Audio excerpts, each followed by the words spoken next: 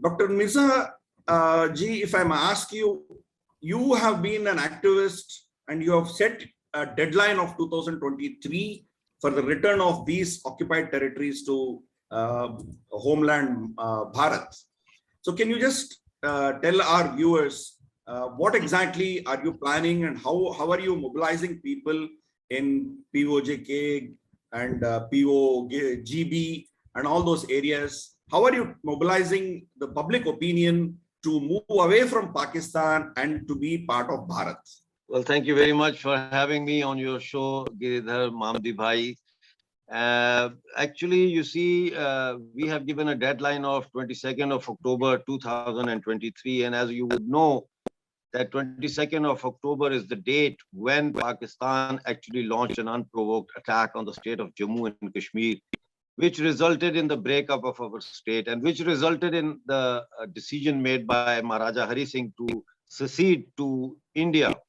Therefore, Pakistani occupied Jammu Kashmir and occupied Gilgit Baltistan both by default are part of India, and I am by default as another 4 million of POJK and 1.6 million of Gilgit Baltistan. We are all by default Indian citizens. Now we have come to a breaking point, you see. Enough is enough. Mamdi Bhai, when you are denied your basic human rights, maybe you can live with that. But if you are denied the basic necessities of sustenance for living, you don't have water, you don't have wheat, you don't have electricity, you don't have hospitals. If you have a clinic, it does not have a rabies vaccine, it does not have a snake bite vaccine. Your rivers are diverted in order to supply electricity to Punjab.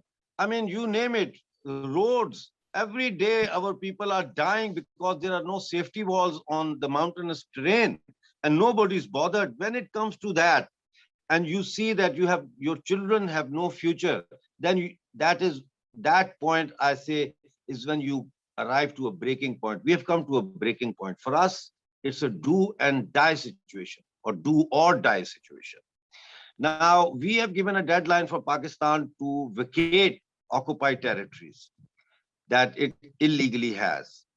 And it is not something that is out of the box that we have come up with, that everyone should be surprised. This is the demand in the first resolution passed by the United Nations Security Council, that Pakistan is an aggressor. Therefore, Pakistan and all aliens should withdraw from Pakistani occupied Jammu Kashmir.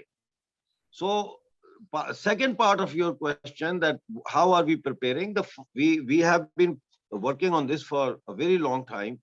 The first obstacle that we were faced with was what I would say in Urdu is called kalme ka rishta, that we have a bond of the kalma with Pakistan. Second was that Hindus and Indians are enemies. And the third was two-nation theory, that Muslims and Hindus are two separate nations. So as you say that I grew out of this narrative first myself, and I realized with the formation of Bangladesh that if Pakistan, different parts that make Pakistan, if the bond was Kalma, then how come Bangladesh was created? What happened to the bond of Kalma over there? What happened to the two-nation theory there, that the Hindus went and liberated East Pakistan for the Bengalis and handed it over to them and returned? It did not go as an occupying army. It went as a liberation army. It went to help and assist the catalytic process of liberation of a whole nation that was besieged by the Punjabi army. So that Kalme ka rishta illusion gone there.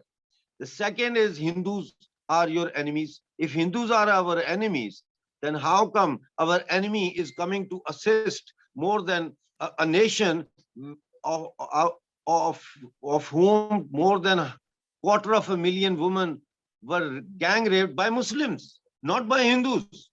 So how can Hindu be my enemy?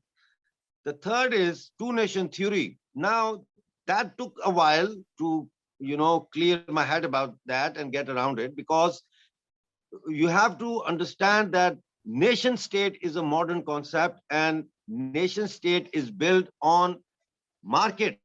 It's about markets. It's about national boundaries, that this is the national boundary of our country, and we will have a uniform tax system, custom duty system, and chungi and all that. So it has nothing to do with religion. It is to do with culture, with geography, with language, with memory, with heritage. And how come we share the same heritage in the subcontinent? And so how can we be two different nations? It's impossible. So this is what I call counter narrative. We built this counter narrative, and we succeeded in that because we are talking common sense.